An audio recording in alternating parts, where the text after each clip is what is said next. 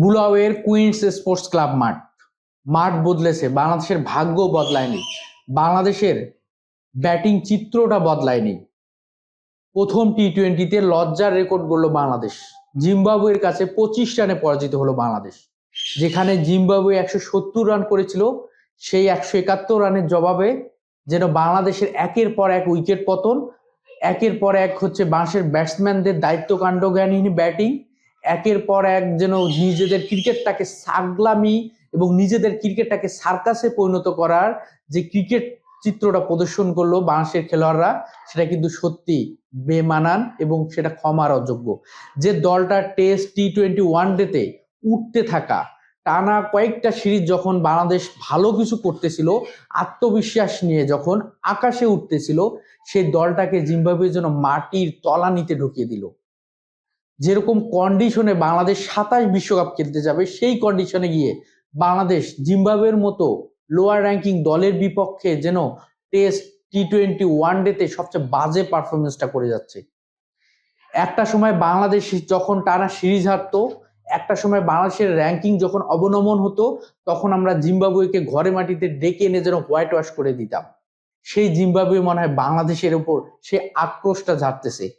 সেই জিম্বাবুয়ে বাংলাদেশকে তাদের ঘরের মাটিতে ডেকে তাদেরকে নাকানে চুবানি খাওয়াচ্ছে, তাদেরকে ধবল ধোলাই করতেছে।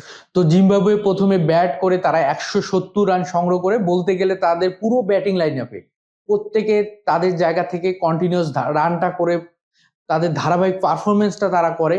এবং একদিকে যদি আমরা দেখি ব্রেন্ট বেনেট 30 বলে 44, ডিওন মায়ার্স 20 বলে 20, এবং সিকান্দার রাজা 25 বলে 30, 13 বলে 20, এবং রায়ান বার্ল 25 বলে 30, এবং ব্র্যাড ইভেন্স 10 বলে 19। শেষ দিকে যখন ব্র্যাড ইভেন্স এবং রায়ান বার্লের যে একটা সপ্তম উইকেট পার্টনারশিপ 15 বলে 31 রানের, সেই পার্টনারশিপটা কিন্তু জিম্বাবুয়েকে একটা শক্ত পুঁজি দাঁড় করাতে অনেক বেশি হেল্প করে, এবং সেখানে 170 রানের একটা শক্ত পুঁজি পায়, একটা লড়াকু ইনিংস দাঁড় করাতে পারে।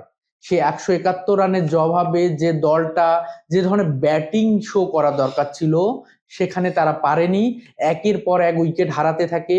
20, 25 এবং 34 রানের মধ্যে যখন 3 উইকেট হারিয়ে বসে প্রথম পাওয়ার প্লেতে, যখন জিম্বাবুয়ে প্রথম পাওয়ার প্লেতে 54 রান 1 উইকেটের বিনিময়ে, বাংলাদেশ অপরপক্ষে তারা প্রথম পাওয়ার প্লেতে 43 রান 3 উইকেট হারিয়ে, সেখানেই যেন বাংলাদেশ প্রথম পাওয়ার প্লেতেই যেন অনেকটা পিছিয়ে ব্যাটিং, তারা যেন সেখানে অনেকটা ব্যাকফুটে। বাংলাদেশ সেই জায়গা থেকে কামব্যাক করা, এবং সবচেয়ে বড় বিষয় যেটা, দুইজন বলারের কাছে বাংলাদেশ পুরো ম্যাচটা হেরে গিয়েছে।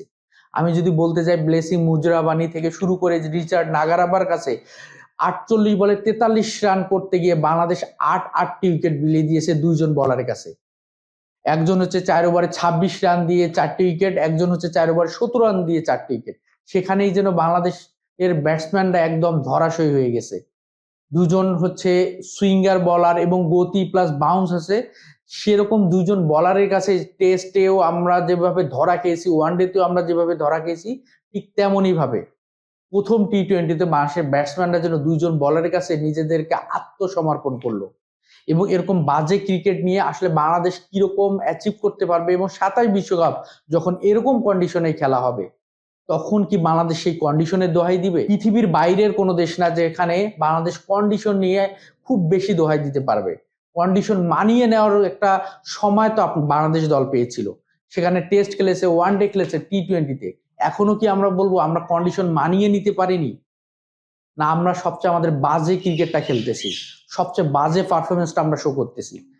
তো বাংলাদেশ প্রথম টি-20তে জিম্বাবুয়ের কাছে 25 রানের পরাজয়। এরকম পরাজয় বাংলাদেশের সিরিজ শুরুতে বড় ধাক্কা, যেটা বাংলাদেশের সিরিজে কামব্যাক করতে অনেক কষ্টসাধ্য ব্যাপার, অনেক ডিফিকাল্ট হয়ে দাঁড়াবে।